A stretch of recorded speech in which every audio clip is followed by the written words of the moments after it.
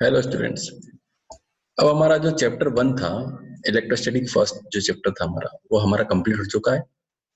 उस चैप्टर में हमने इलेक्ट्रिक फील्ड इंटेंसिटी के बारे में डिस्कस किया। Electric field intensity due to the point charge, electric field intensity due to the dipole, electric field intensity due to the continuous charge distribution, जिसमें हमने plane sheet से उसका लाइन चार्ज, स्फेरिकल शेल, ठीक है।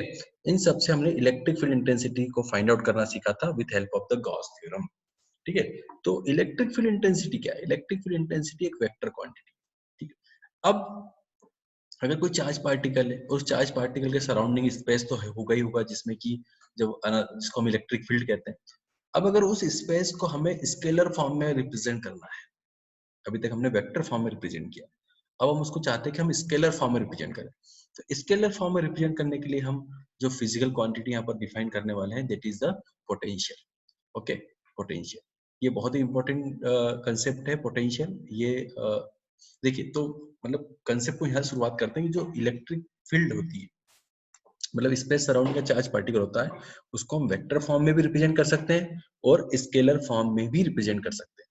अगर आपको उसको वेक्टर फॉर्म में रिप्रेजेंट करना है तो इलेक्ट्रिक फील्ड इंटेंसिटी के टर्म से रिप्रेजेंट करना है, और अगर आपको उसको स्केलर फॉर्म में रिप्रेजेंट करना है तो आप उसको पोटेंशियल के टर्म में रिप्रेजेंट करेंगे।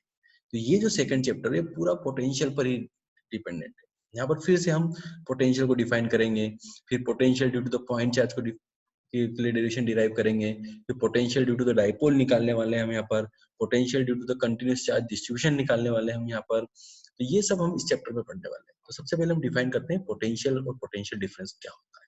तो electrostatic potential and potential difference, देखो, तो यहाँ पर जो पोटेंशियल डिफरेंस होता है, ये वर्ड हमारे लिए नया नहीं है, क्योंकि कहीं ना कहीं हम इसको क्लास 11 की ग्रेविटेशन में भी पढ़ चुके हैं।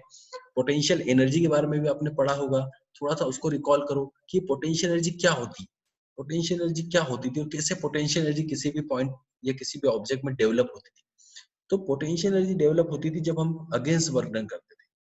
क्लास 11 में भी पोटेंशियल एनर्जी हम पोटेंशियल एनर्जी डेवलप कब होती थी?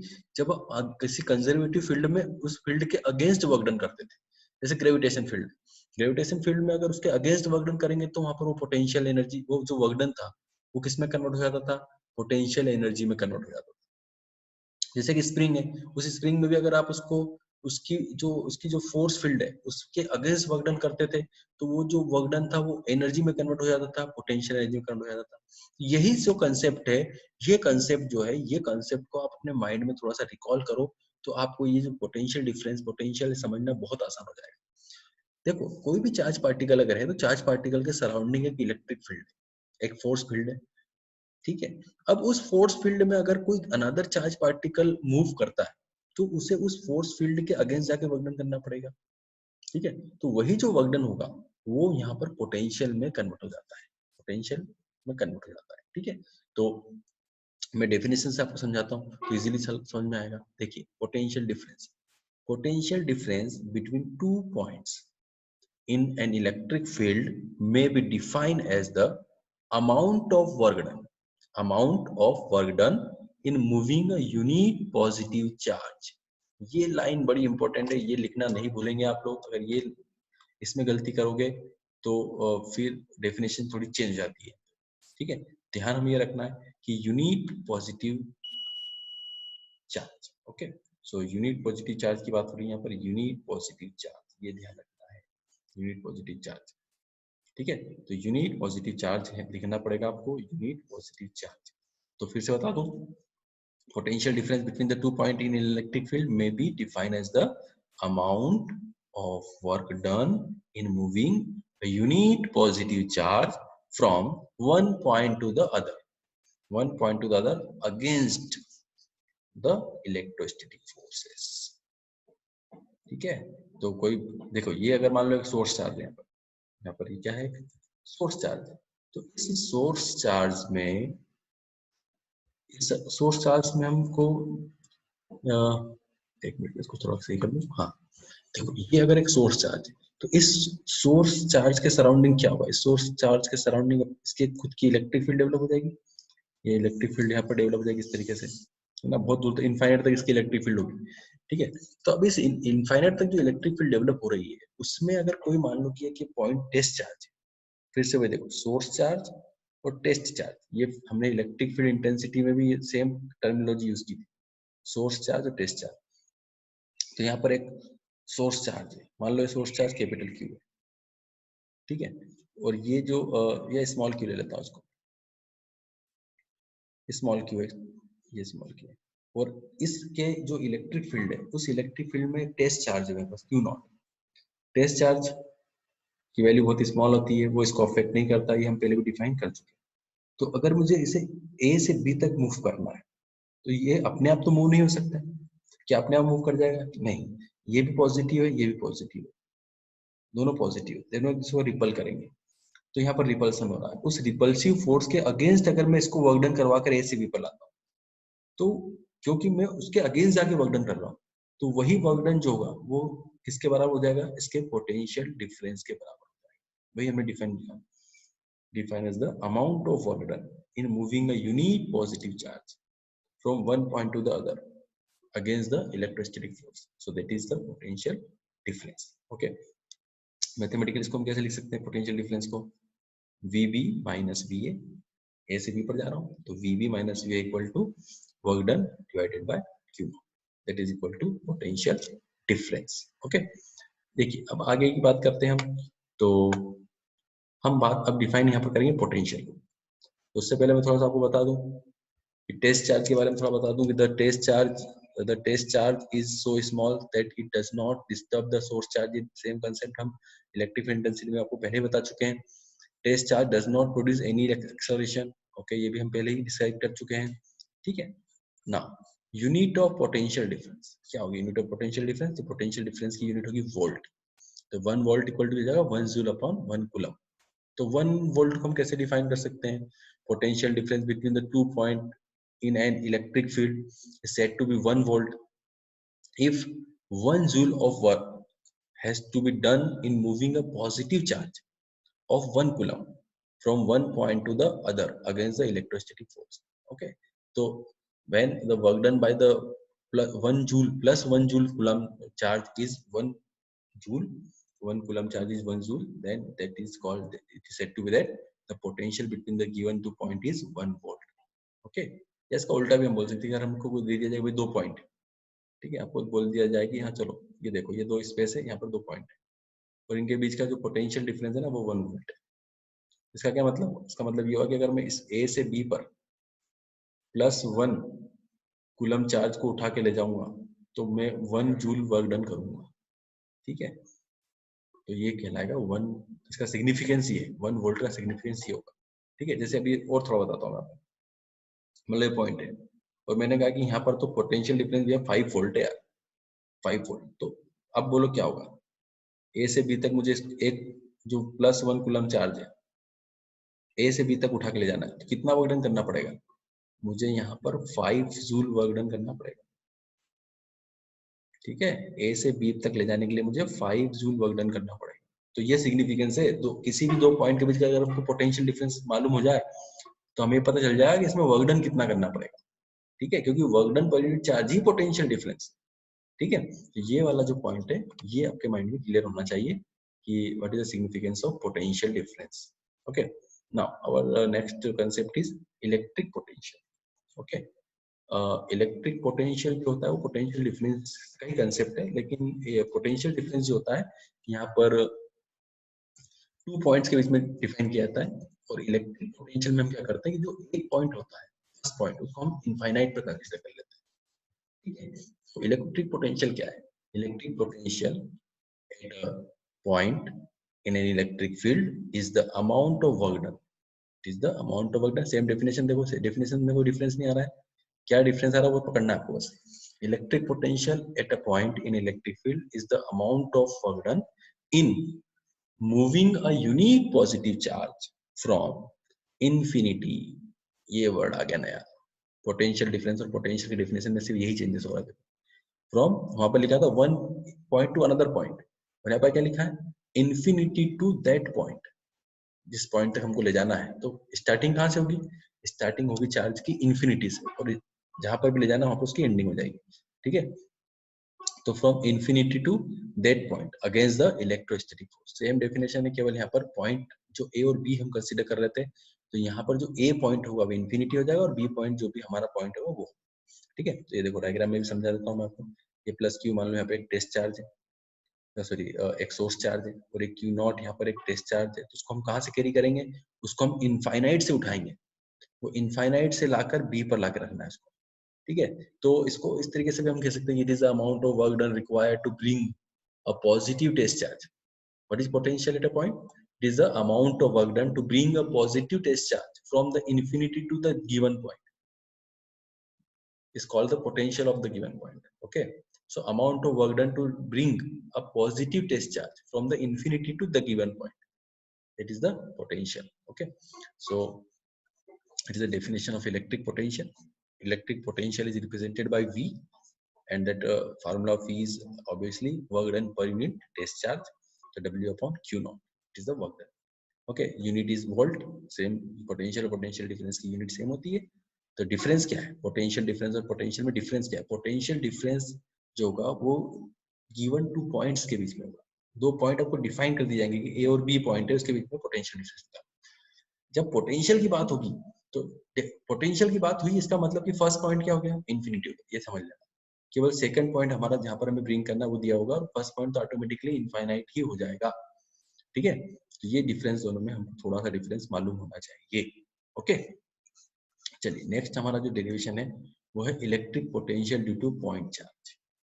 एक सिंगल पॉइंट चार्ज कहीं पर रखा हुआ है और उससे हमको किसी पर्टिकुलर पोजीशन पर पोटेंशियल निकालना है। जैसे हमने वहाँ पे इलेक्ट्रिक फील्ड इंटेंसिटी को निकाला था, यहाँ पर हम पोटेंशियल को निकालेंगे। तो कंसीडरेशन करना ही पड़ता है, आपको मालूम ही है। चलो कंसीडर करते हैं, क्या कंसीडर करेंगे? Consider a positive charge Q placed at O. Okay, we want to find electric potential at a point P, distance R from it. अभी तक हमने लगभग 8 से 10 डेरिवेशन डिराइव कर लिए होंगे, और सभी 10 डेरिवेशन में सबसे पहला जो पॉइंट था वो यही था, कंसीडरेशन। कंसीडरेशन दिमाग में बिठा लो इस बात को, जब भी कोई डेरिवेशन की शुरुआत होगी फिजिक्स में, तो सबसे पहले आपको 4 लाइनें कंसीडरेशन की लिखना ही पड़ेगी कि आप क्या कंसीडर कर रहे हो और क्या करने वाले हो। तो एक पॉइंट चार्ज लिया है मैंने, पॉजिटिव चार्ज क्यू है, कहाँ पर रखा हुआ है? ओ पर रखा हुआ है।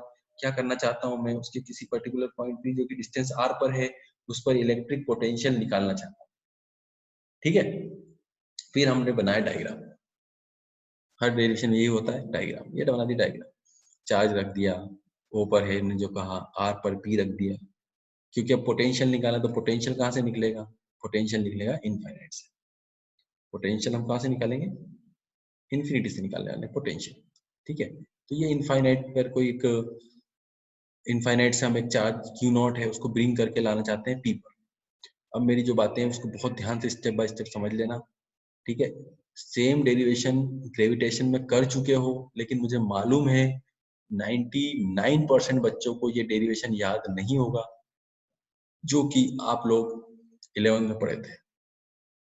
अगर स्टूडेंट्स में एक बात फिर से बोलना चाहता हूँ, अगर आपको प्रीवियस नॉलेज अगर आपको प्रीवियस नॉलेज है तो आपके लिए फिजिक्स पढ़ना बहुत आसान है। उसमें आपको ऐसा लगेगा कि कुछ भी नहीं है, एक दो नई बातें होती है जो समझना पड़ती है हमें केवल। ये डेरिवेशन जो है ये एज इट इज, केवल डिफरेंट वेरिएबल्स के साथ में हम पोटेंशियल जो ग्रेविटेशनल पोटेंशियल था उसके लिए ऑलरेडी डिफाइन कर चुके हैं। It is the classical example of work done due to the variable force. ये किसका एग्जांपल है?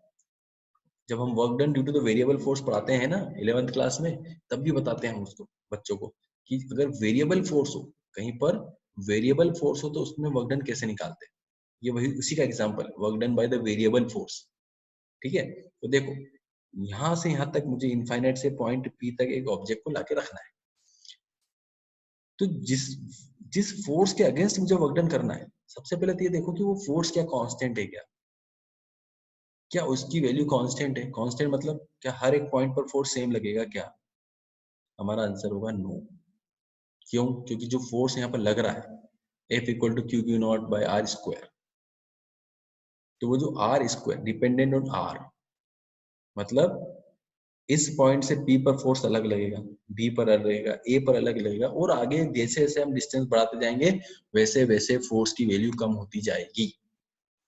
मतलब here the force is variable. अब यहाँ पर फोर्स कैसा है? Variable force. अगर वेरिएबल फोर्स है, सॉरी, वेरिएबल फोर्स अगर है, तो वेरिएबल फोर्स में जब वर्गनल निकालते हैं तो कैसे निकालते हैं? हम उसके लिए हम इंटीग्रेशन की हेल्प लेते हैं। तो सबसे पहले हमने क्या डिसाइड कर लिया? Nature of the force. Electrostatic force experience by the Q not at A is that is the variable force, that is the variable force। ठीक है, मैं लिख देता हूँ, दिखा नहीं यहाँ पर, is the variable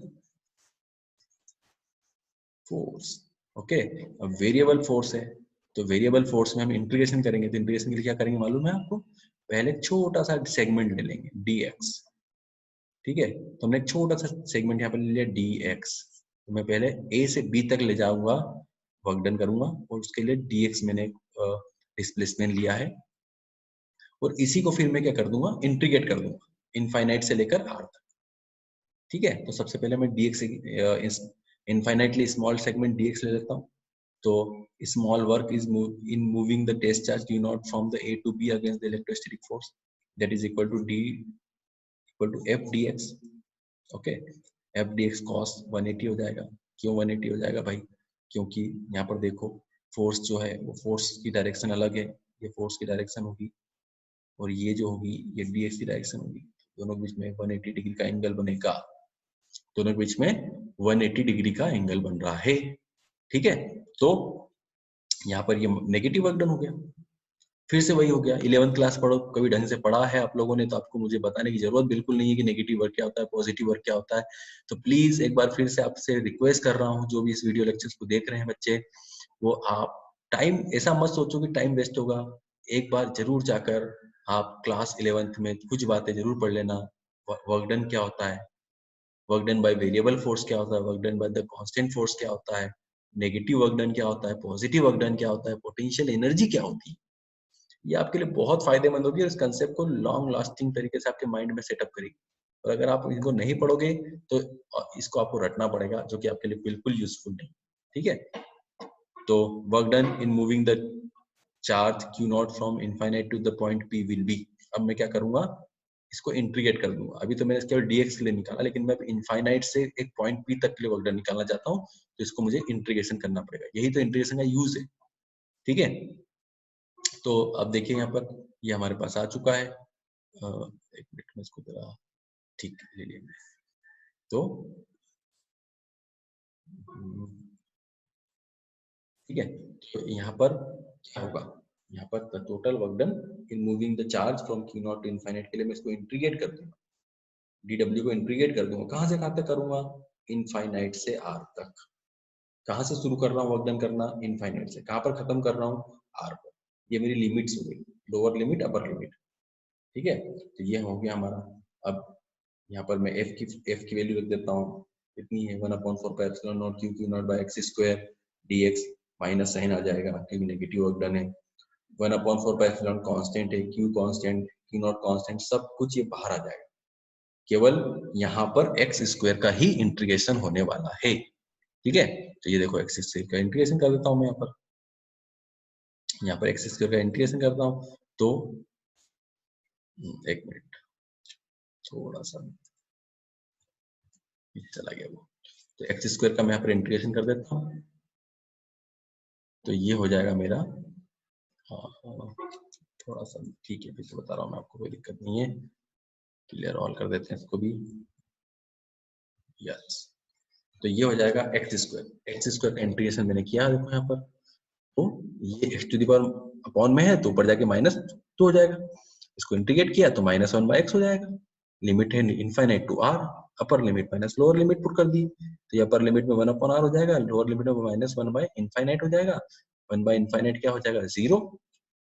1/इनफाइनाइट 0 हो जाएगा। तो ये हमारे पास फॉर्मूला जाएगा वर्क डन का, 1/4πε0 Q नॉट बाय r। ये वर्क डन का फॉर्मूला हो गया। ये किसका फॉर्मूला हो गया? वर्क डन का। ये डेरिवेशन है, आप एक बार अपनी कॉपी में खुद करके देखेंगे तो ज्यादा अच्छा होगा। थोड़ा सा यहाँ से समझ लीजिए फिर खुद करके देखिए। ठीक है, फिर पोटेंशियल का फॉर्मूला क्या होता है? Work done by Q nought, Q nought से डिवाइड हो जाएगा तो पोटेंशियल कितना बचेगा 1/4 pi epsilon not Q by R. तो potential due to a point charge is equal to 1/4 pi epsilon not Q by R. ये फार्मूला है potential का due to a point charge का, ठीक है। और इसके बाद मैं बात करता हूँ कि नेचर कैसा है इसका। V is inversely proportional to R है, तो ये स्फेरिकली सिमेट्रिकल होगा, इसको स्फेरिकल सिमेट्रिक बोलते हैं, inversely proportional to R। Graph सबको मालूम है ग्राफ कैसे बनता है, अभी थोड़ी देर लास्ट लेक्चर के जो ग्राफ थ्योरम में भी मैंने बताया था कि is inversely proportional to 1/r था, तो उसमें भी ग्राफ इनका नेचर सेम होता है, ठीक है। इनवर्सली प्रोपोर्शनल तो ग्राफ ऐसे बनेगा। ये हो गया हमारे पास। तो फर्स्ट कंसेप्ट हमारे पास क्या आ गया, electric field due to a point charge. Formula क्या है 1/4 pi epsilon not Q by r. Potential is a scalar quantity, potential is a scalar quantity, point function है, पॉइंट पर के लिए डिफाइन किया जाता है, ठीक है। पोटेंशियल पॉइंट के लिए डिफाइन किया जाता है, ध्यान रखना है आपको। Work done to bring a positive test charge from the infinite to the given point, infinite to the given point, that is called the potential. Okay, so potential का फार्मूला क्या हो गया 1/4 pi epsilon by q by r, ठीक है। अब second step पर हम जाएंगे, हम फाइंड आउट करेंगे potential due to the system of charges, potential due to the system of charges. Okay, तो सिस्टम ऑफ चार्जेस में क्या होगा, जैसे हमने इलेक्ट्रिक फील्ड फाइंड आउट किया था, लेकिन तो उससे ये बहुत सिंपल है क्योंकि वो तो वेक्टर क्वांटिटी थी, तो सुपरपोजिशन प्रिंसिपल अप्लाई करते हैं। यहाँ ऐसा कुछ भी नहीं है, यहाँ पर तो हम मान लो कि हमने यहाँ पर कंसीडर किए Q1 Q2 Q3 तीन चार्ज कंसीडर कर लिया, तीनों चार्ज से किसी पर्टिकुलर पॉइंट डी पर मुझे क्या निकालना है, डी पर मुझे निकालना है पोटेंशियल, ठीक है। तो क्या करूंगा, देखो मैं इसको थोड़ा ड्रॉ करके दिखा देता हूँ वन बाय वन। जैसे मान लो मेरे पास यहाँ पर चार्ज है Q1 चार्ज, ठीक है, ये Q2 चार्ज, Q3 चार्ज। अब ये तीनों की फील्ड कॉमन हो जाएगी। अब कोई पर्टिकुलर पॉइंट ये ले लिया मैंने यहाँ पर, अब मुझे तो फाइंड आउट करना है कि भाई ये जो डी पॉइंट है इस पर पोटेंशियल कितना है। तो आपको इलेक्ट्रिक फील्ड तो निकालते आती होगी, आप लोगों ने इलेक्ट्रिक फील्ड तो निकालना सीख ही चुके थे हम, वहां पर तीनों के वेक्टर्स निकाल कर फिर उनका वेक्टर एडिशन करते, लेकिन क्योंकि स्केलर क्या है, सॉरी पोटेंशियल क्या है, potential is a scalar quantity, और स्केलर क्वांटिटी में वेक्टर जैसा एडिशन नहीं होता, उसको सिंपल अपना जो एल्जेब्रिक होता है 2 + 2 = 4 हो जाएगा, 2 + 3 = 5 हो जाएगा, 2 - 1 = 1 हो जाएगा, ऐसा होता है किसमें, एल्जेब्रिक। ये तो बहुत सिंपल हो गया, केवल हमको मैग्नीट्यूड से मतलब है, हमको डायरेक्शन से कोई मतलब नहीं है। तो हम क्या करेंगे, यहाँ से यहाँ तक की डिस्टेंस ले लेंगे, भाई एक पॉइंट है, यहाँ से यहाँ तक की डिस्टेंस कितनी है वो कंसीडर कर लो, R1 हो गई, R2 हो गई, R3 हो गई, ठीक है। तो let the that potential due to the Q1 on that VD is V1, Q2 के लिए V2, V2 भी ऐड हो जाएगा, V2 कर दो ऐड, V3 वाले का V3 भी ऐड कर दो, जितने भी होंगे सबको ऐड कर दे जाओ बस, ठीक है। ये लिखा है देखो हमने, V eight a point D, V at a point D is algebraic sum of potential due to all other charges. D at a point D is algebraic sum of potential due to all other charges near to D. ठीक है, तो बहुत ही simple सा concept है, इसमें कोई इतना confusion वाली तो कोई बात ही नहीं है, ठीक है। तो यहाँ पर V1 V2 V3 कर दो, V1 इक्वल टू कितना हो जाएगा 1/4 Q1 by R1 Q2 by R2 Q/3 by R3, common ले लिया, एक कॉमन फार्मूला बना दिया, ठीक है। तो ये हो जाएगा potential due to the system of charges. एक बात ध्यान रख लेना, थोड़ी सी छोटी सी एक बात तो बता देता हूँ कि नेगेटिव पॉजिटिव माइनस हो जाते हैं, ठीक है। जैसे मैंने अगर कहा कि भाई यहाँ पर एक चार्ज है -Q है, यहाँ पर एक चार्ज है +2Q है, और अब यहाँ पर इसका पोटेंशियल निकालो, तो इसका जो पोटेंशियल होगा ना, इसके लिए पॉजिटिव नेगेटिव पोटेंशियल होगा V1, इसके लिए जो पोटेंशियल होगा पॉजिटिव होगा V2, तो ये कितना हो जाएगा V1 - V1 + V2, मतलब साइन लेना है आपको, यहाँ पर पोटेंशियल भी नेगेटिव और पॉजिटिव होता है, ठीक है। ऐसा नहीं कि सबका, क्योंकि Q पर डिपेंडेंट है, Q नेगेटिव पॉजिटिव हो सकता है, तो पोटेंशियल भी पॉजिटिव नेगेटिव होता है, जो पॉजिटिव चार्ज के लिए पॉजिटिव पोटेंशियल होगा, नेगेटिव चार्ज के लिए नेगेटिव पोटेंशियल, ठीक है। तो ये बात भी थोड़ा सा ध्यान रखेंगे। चलिए आगे का डेरिवेशन बहुत ही सिंपल हमारा, अब जैसे जैसे हमने वहां पर पढ़ा था वैसे यहाँ पर भी पढ़ रहा है।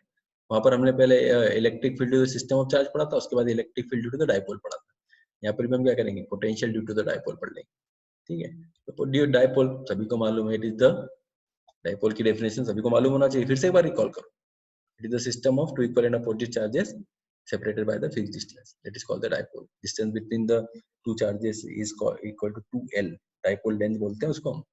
dipole moment क्या होता है, dipole moment it is the strength of a dipole p equal to q into 2l, direction of dipole negative to positive। ठीक है, when a dipole is placed into the uniform electric field क्या होगा, torque experience करेगा। ये सब छोटी छोटी बातें जो रिवाइज करते रहना चाहिए हमें। चलिए, electric field due to the electric potential due to a dipole, दो लाइन होती है, एक्सियल इक्वेटोरियल। पहले एक्सियल के लिए निकाल लेते हैं, बहुत सिंपल है। ठीक है, फटाफट बता रहा हूँ क्योंकि आपने पहले ही पढ़ चुका है। चलो, ये dipole minus Q plus Q हो गया, दोनों के बीच की डिस्टेंस 2a ले ली मैंने, यहाँ पर a ले लिया। सेंटर से r डिस्टेंस पॉइंट p पर मुझे इलेक्ट्रिक पोटेंशियल निकालना है, एक न्यूमेरिकल की तरह काम है, कर देना है। तो बस क्या करना है, v1 v2 निकालते हैं। va यहाँ से यहाँ पर निकालना है, va यहाँ से यहाँ तक निकालना है, vb टोटल पोटेंशियल कितना हो जाएगा, va प्लस vb। va कितना हो जाएगा 1/4 माइनस क्यू, जो इलेक्ट्रिक फील्ड में डेरिवेशन में ध्यान रखा था वो यहाँ पर भी ध्यान रखना। डिस्टेंस कितनी डिस्टेंस हो जाएगी, r plus a plus 1/4 Q r minus a। ठीक है, ये हो गया। कॉमन निकालना है हमने, कॉमन निकाल लिया। यहाँ पर कितना था, कैलकुलेशन कर लो। पिछली बार डिफिकल्ट कैलकुलेशन आप कर चुके हो, तो मेरे हिसाब से तो ये एक बार डिफिकल्ट कैलकुलेशन हम कर चुके थे, इसमें तो कुछ भी नहीं बचा है। ठीक है, तो इसको सॉल्व किया, फटाफट सॉल्व करते हैं। पहले तो मैंने माइनस को इधर लिख लिया, प्लस को इधर लिख लिया, क्रॉस मल्टीप्लिकेशन कर दिया। आखिर में जो रिजल्ट आया मेरे पास क्या है, 1/4 q into 2a। q into 2 equal to p होता है, p कर दिया। r square minus a square बचेगा यहाँ पर। ठीक है, और मैथमेटिकल पार्ट है, अगर आपको सॉल्व कर लीजिए, इसमें कोई डाउट हो मुझसे कमेंट सेक्शन में डाल दीजिए, मैं आपको अलग से बता दूंगा। ठीक है, कोई दिक्कत नहीं। मेरे स्टूडेंट्स हैं तो उनको तो मालूम है, अगर जो मेरे स्टूडेंट्स इसको देख रहे हैं तो उनके लिए तो मैं अवेलेबल हूँ, क्लासरूम में भी यही पढ़ाने वाला हूँ, या जो पढ़ चुके हैं उनको यही पढ़ा रहा हूँ। तो मेरे स्टूडेंट्स के लिए तो बहुत फायदेमंद चीजें हैं, आपको कोई भी डाउट होगा मैं बता दूंगा। ठीक है, चलिए, तो ये होगा p 1/4 p by r square minus a square. तो फिर से वही वाला case, r greater than a होगा तो क्या होगा, यहाँ पर r स्क्वायर जो होगा, जो a स्क्वायर होगा यहाँ पर वो नेग्लिजिबल हो जाएगा, लेंथ नेग्लिजिबल हो जाती है, तो 1/4 p by r स्क्वायर। तो potential due to a dipole on axial line, ठीक है, 1/4 p by r square. r यहाँ पर क्या है, r यहाँ पर distance from the centre of dipole to the given point. इस पॉइंट पर मुझे पोटेंशियल निकालना है, उसकी जो डिस्टेंस है वो हमेशा सेंटर ऑफ डाइपोल से ही निकालता हूँ, सेंटर ऑफ डाइपोल से ही निकालना है, ये ध्यान रखना है इस बात को। इलेक्ट्रिक फील्ड भी सेंटर ऑफ डाइपोल से निकालते हैं और पोटेंशियल भी सेंटर ऑफ डाइपोल से ही निकालते हैं। ठीक है, चलिए अब सेकंड पॉइंट हमारा क्या होगा, सेकंड पॉइंट हमारा यहाँ पर जो है वो है potential due to the dipole at a equatorial line. Electric potential at a equatorial point due to the dipole, ये हमारा जो नेक्स्ट कंसेप्ट है। तो फिर से हम डायग्राम पर आ रहे हैं, यहाँ पर देखो डायग्राम। तो ये जो डायग्राम है हमारा, ये हो गया हमारा कि भाई एक फिर से अगेन एक पोटेंशियल सॉरी डाइपोल है, माइनस क्यू और प्लस क्यू। यहाँ पर क्या है, चार्ज है, ए से डिस्टेंस, और लाइन है, लाइन पर पॉइंट पी है, और इस पॉइंट पी पर ये जो पॉइंट पी है किस पर सिचुएटेड है, इक्वेटोरियल लाइन। इक्वेटोरियल लाइन की डेफिनेशन क्या होती है, इक्वेटोरियल लाइन की डेफिनेशन भी आपको मालूम होना चाहिए। ठीक है, फिर से एक बार रिकॉल कर देता हूँ, perpendicular line passing through the centre of dipole is called the equatorial line. तो इक्वेटोरियल लाइन पर पॉइंट पी है, डिस्टेंस सेंटर से आर है, तो माइनस क्यू से भी v1 v2, वही v1 v2 कर रहे हैं। लेकिन यहाँ पर क्या होगा, AP और BP जो डिस्टेंस है, माइनस क्यू से डिस्टेंस p की और प्लस क्यू से डिस्टेंस p की, दोनों सेम। ये देखो under root r square plus a square, under root r square, लेकिन चार्ज का मैग्नीट्यूड माइनस है प्लस है। तो इसका क्या मतलब है, इसका मतलब ये हुआ कि यहाँ पर जो पोटेंशियल होंगे वो इक्वल एंड अपोजिट पोटेंशियल। तो इक्वल एंड अपोजिट पोटेंशियल अगर है यहाँ पर, तो इसका जो सम होगा ना वो कितना हो जाएगा, जीरो हो जाएगा, जीरो हो जाएगा इसका सम। ठीक है, तो ये सम हो गया इसका 0। ठीक है, तो यहाँ पर इसको ऐड करके दिखा देता हूँ मैं आपको। ये देखिए,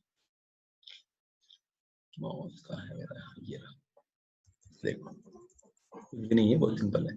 1/4 minus B equal to BP 0। तो कैसे हुआ, हमसे ये समझ में आ गया हमको कि potential at equatorial line due to a dipole is 0।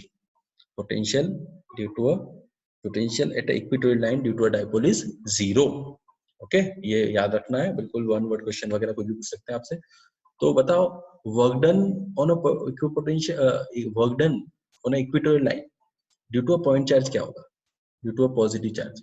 किसी पॉजिटिव चार्ज को अगर मैं इस इक्वेटोरियल लाइन पर ओ से पी पर ले जाता हूँ, ठीक है, ऐसा क्वेश्चन भी आपसे पूछ सकते हैं कि एक पॉइंट यहाँ पर रखा हुआ है ओ पर, उसको पी पर ले गया मैं, तो इसमें वर्कडन कितना होगा, तो ऑब्वियसली वर्कडन कितना हो जाएगा, 0 हो जाएगा। क्यों हो जाएगा, क्योंकि इक्वी जो यहाँ पर ये जो इक्वेटोरियल लाइन है, इक्वेटोरियल लाइन पर पोटेंशियल डिफरेंस ही 0 होगा। जब दोनों में पोटेंशियल 0 है तो वर्कडन भी यहाँ पर 0 ही होगा। ठीक है, ये कंसेप्ट है, आपको याद रखना चाहिए। चलिए आगे, जो नेक्स्ट कंसेप्ट है मेरा वो है electric potential due to the continuous charge distribution. तो हमने चार्ज थीन स्फीयर शेल देखा था, उसमें सरफेस पर इलेक्ट्रिक फील्ड को देखा था हमने। वो एक क्या बताया था हमने कि it is equivalent to the electric field due to a point charge. Similarly the potential is also equivalent to the potential due to the point charge. ठीक है, तो देखो सरफेस पर कितना हो जाएगा, 1/4πε0 क्यू बाय आर हो जाएगा। वहां पर आर स्क्वायर था इलेक्ट्रिक फील्ड के लिए। आउटसाइड कितना था, 1/4πε0 Q by are square electric field के लिए। पोटेंशियल कितना हो जाएगा, 1/r हो जाएगा।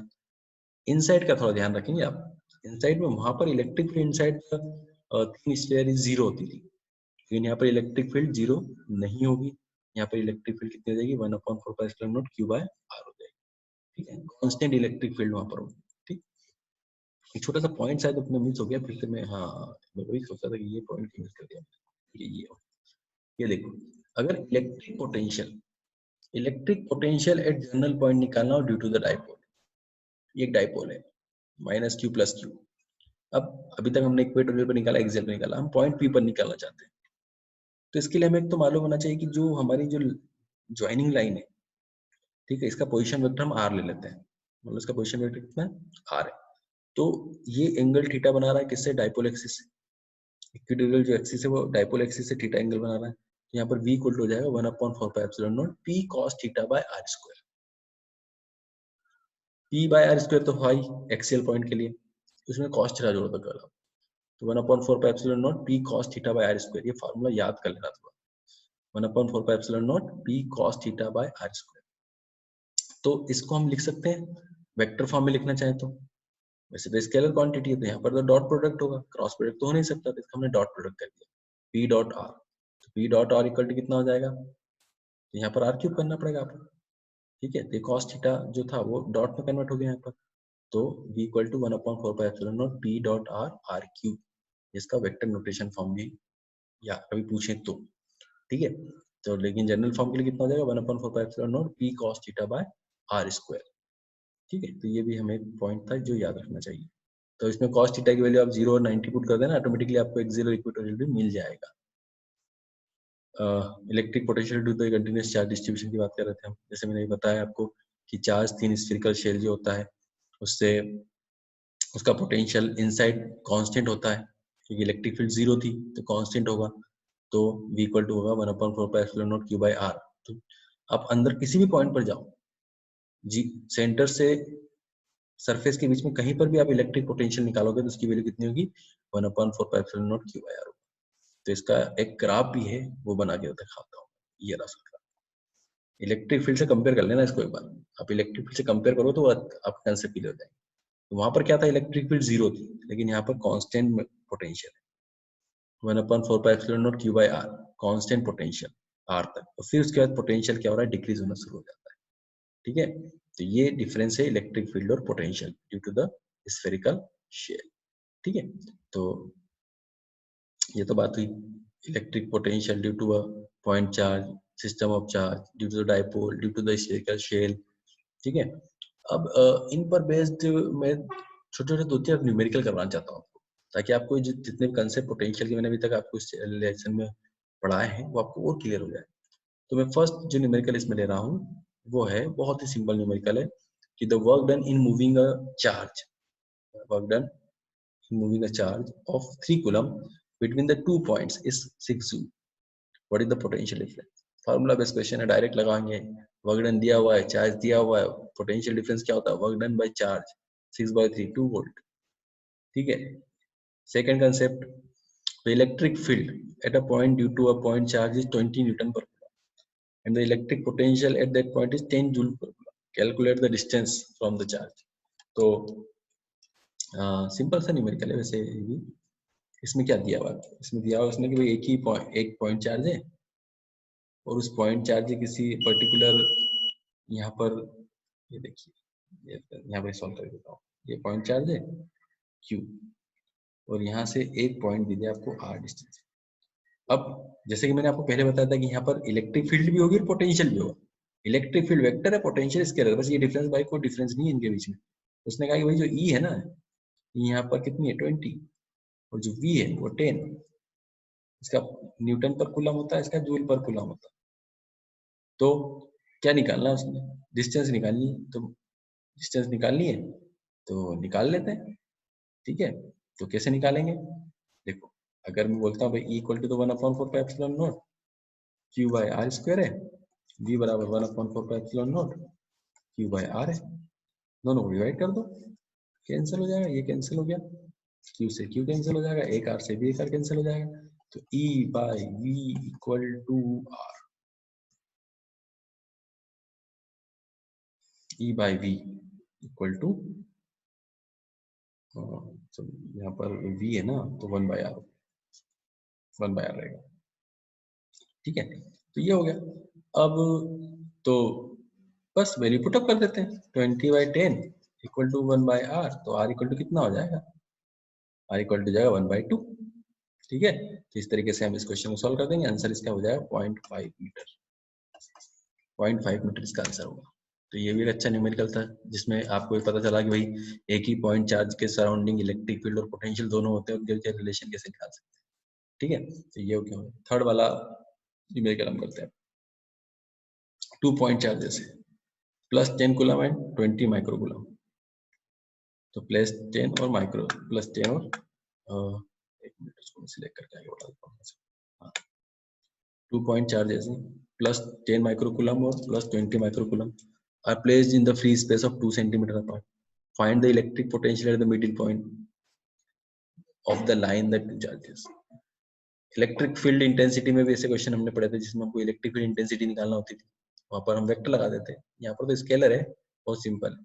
देखो ये यहाँ पर दो चार्जेस है, एक है सॉरी यहाँ पर थोड़ा सा मिसप्रिंट है, इसको ठीक कर देता हूँ। तो क्या है, ये देखो ये 10 है ना, ये 10 माइक्रोकूलम है, तो 10 माइक्रोकूलम है और ये 20 माइक्रोकूलम। चलो तो सेंटर पर निकालना है, डिस्टेंस कितनी हो जाएगी, ये भी 1 ये भी 1 हो गई, VA प्लस V2 करना है। यहाँ से यहाँ तक कितना हो जाएगा 1/4πε0, 10/1 सेंटीमीटर है, उसको मीटर में कन्वर्ट करना पड़ेगा, माइक्रो कूलम को कूलम में कन्वर्ट करना पड़ेगा। सबको मालूम है 1 माइक्रोकूलम इक्वल टू 10⁻6 होता है, 1 सेंटीमीटर इक्वल टू 10⁻2 मीटर होता है। ये सभी को मालूम है, इसमें कोई बड़ी बड़ी बार बार हम प्रैक्टिस कर करके आपको सब याद हो ही गया होगा अभी तक तो, ठीक है। ये दोनों को हमने 10/1 प्लस 21 कर दिया, दोनों को जोड़ दिया, यूनिट कन्वर्जन कर दिया, आंसर आ गया 27 टू 10⁻6 वोल्ट, 10⁻6 वोल्ट, ठीक है। तो ये एक न्यूमेरिकल था, ये भी सिंपल न्यूमेरिकल था, system potential due to the system of charge का न्यूमेरिकल था, ठीक है। चलिए थर्ड न्यूमेरिकल पर आते हैं। Again system of charges. Calculate the potential at the center of a square ABCD of each side under root 2 meter due to charge -2, -2, -3, -6 and 6 microcoulomb at the four corner of it. ठीक है, फिर से system of charge की बात हो रही है, centre पे निकालना है। सबसे पहले हम क्या करेंगे, सबसे पहले तो थोड़ा सा डायग्राम बना लिया हमने, 2 माइक्रोकूलम -2 माइक्रोकूलम 6 3, ठीक है कोई बात नहीं। V1 V2 V3 V4 चार पोटेंशियल अलग अलग निकालना है। इससे V1 हो गया, इसका V2 ले लेंगे, इसका V3 ले लेंगे, इसका V4 ले लेंगे। तो आपको डिस्टेंस AO BO DO और CO निकालनी पड़ेगी और चारों ही इक्वल हैं। यहाँ पर AO equal to OB equal to OC equal to OD हो जाएगा, क्योंकि स्क्वायर है, स्क्वायर में सेंटर से कॉर्नर की डिस्टेंस होती है सेम होती है, मैथमेटिकल कंसेप्ट है। और ये किसके बराबर है? 1 मीटर के बराबर है। 1 मीटर के बराबर कैसे आई होगी ये भी दिखा देता हूँ मैं आपको, अगर किसी स्टूडेंट को इसमें कोई कंफ्यूजन हो तो। यहाँ पर दिया हुआ है A इक्वल टू √2 दिया हुआ है।